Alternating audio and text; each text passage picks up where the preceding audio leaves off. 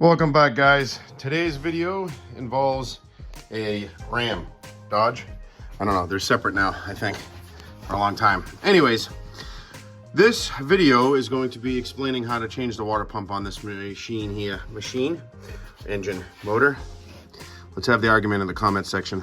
All right, you can see I was thinking it was my hose. I put another hose clamp on, cut my heater hose back, which goes to the firewall out back. That didn't stop the leak. Well, this little culprit right here, this little black tube that goes into the water pump underneath, I'll bring you to the bench and I'll show you a new one, exactly how it goes. But we got to take this thing out. There's quite a bit of bolts. The thermostat housing is right here. We're going to keep that. Disconnect all the lines. The new pump comes with a gasket. Sorry for the glare from the light. But luckily on this one, we have electric fans. We don't have the clutch fan, so it's gonna be a lot easier. Drain plugs inside the garage today, just in case it rains. It's not awful out, but just in case. So let me bring over the bench and show you what I'm talking about, where my water pump's leaking from. All right, here's the new water pump, Riley's Auto Part. What number is it? I'll find the number for you on the box here. But anyways, right here, mine is leaking out of this mating surface right here, and it's not serviceable. You can't take it out. I think it's a press fitted in there. Whatever's in there, I'm going to take the old one apart at the end of the video and see what exactly is in there. Take this bolt off and pry that out of there. You couldn't find this part by itself, so you got to change the whole water pump. But comes with a new gasket. I looked for that part separate. This little I think it's the outlet for the heater hose for your goes to your heater core on the firewall for your heat inside. You can see, like, I think an idle bearer. What's there? That goes, yeah, idle bearing right there. Gotta bolt that up. So, gonna take the serpentine belt off. All sorts of good stuff underneath here on the truck. I'm gonna put you guys in the tripod. I'll pause the video, do some time lapse. I'll pause the video, let you know what's really gotta happen. Looks like this upper radiator hose has gotta come off. These lines, we're gonna not touch those lines. I think we should be all right with them. Disconnect this, get the upper radiator hose out, disconnect your coolant lines, your return and refeed, which are right there. What else? And then I think there's, let's count how many bolts there are. We have 1, 2, 3, 4, 5, 6, 7, 8, 9, 10, 11. I don't know if that's a pass-through bolt, but that would be 12. A lot of bolts for this little water pump. I'm so used to working on like LS style motors where the water pump legit. Here's my water pump bolts right here, 6. Done, you know, whatever. I know, it's still on the engine stand. Been working crazy. Don't yell, relax, it'll get done. So, like I said, this is basic stuff, but I wanted to kind of film this a little bit. Like I said, we're gonna keep that water neck filler neck right here. That's coming off, that's staying for the upper radiator hose. You're gonna lose a lot of coolant. Put your drain pans down. You're gonna get a big one, but let's get into the video, guys.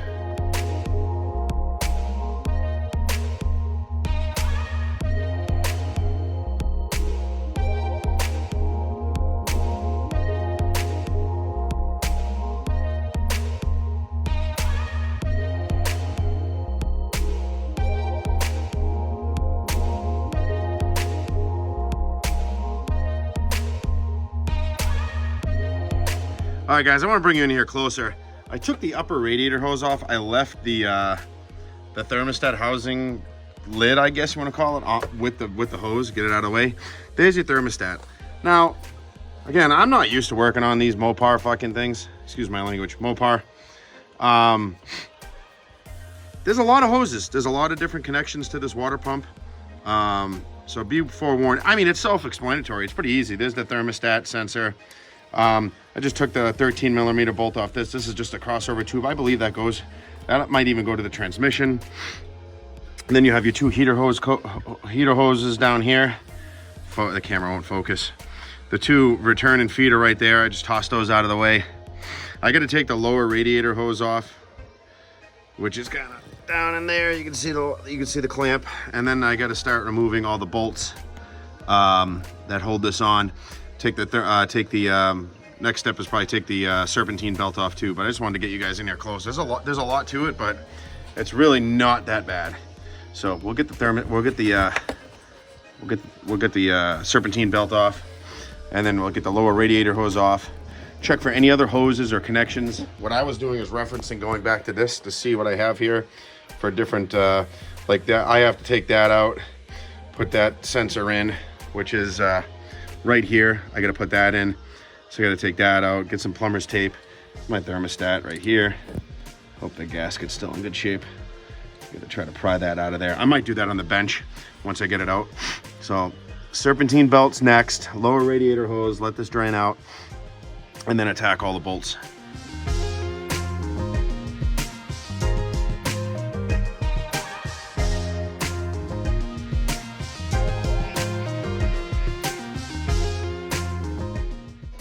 Guys, I'm bringing in closer here. You gotta pay attention. There's some longer bolts and everything here. Then there's some like adjustment bolts. So the long bolt goes right in here. You got a long bolt that this bracket bolts to from here. So you gotta pay attention to when you take these things out, because that bracket goes over there. But anyways, yeah, just pay attention when your bolts come out of this pump. I'm looking at this. You don't have to remove, I believe, this idler. I could be wrong. I think that stays. Just got to remove all the other bolts around it. They're up underneath there. There's quite a bit of them. A couple. There's one right there. That long one stays. Another one down there. Serpentine's off. Just go easy. Pay attention.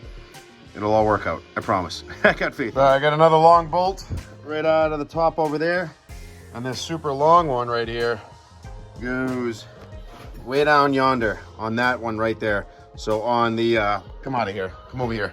So this one has the long bolt right here. That one, I think it's just because it's got a long I don't know what you want to call that, a boss, just a pass through. So long one, pretty long one, another pretty long one, short one. You can see the difference. You see the height where it has to go through to mate up the surface. And I'm assuming all these ones are short, short, short. Idler goes there. I can't wait to take this thing apart and see what the hell is leaking on there and why that is leaking, what the purpose behind that, and unless it's cracked or rusted or rotted.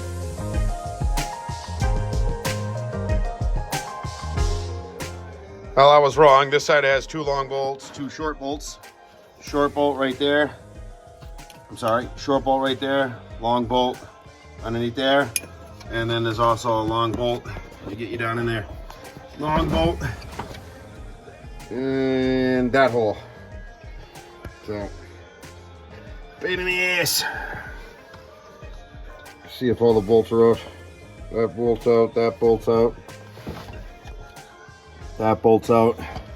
Thing should be ready to come out, I think. This is one up there I'm missing. Oh, that's out. That's out. I think we're good to go. See if we can pop this thing out. All right, guys, pump is out. When you forget a bolt and you struggle for a couple minutes, that's what you get. So there's a bolt that's hidden right underneath this thing. I didn't see that bolt. Double check. Took me a couple minutes. But anyways, I came out this way with it. Come out this way. When you take the pump off, it's a lot easier. I'm gonna put the gasket on, reassemble what I need to assemble on this thing, and I'll show you what happens afterwards. Basically, sensor, another intake valve's got to go there, or intake nipple's got to go there for some coolant. Got to put the pulley on. I might do that afterwards because it's a lot easier to get this bolt out and probably in with this removed.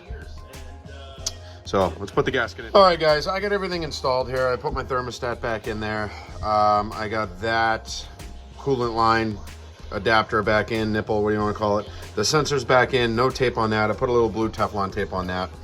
I think this thing's ready to go back in, but come over to me, over to the bench and the vise. So I just did it off camera. I wanted to take this out of here and see why this is leaking. Well, apparently there is an O-ring right there.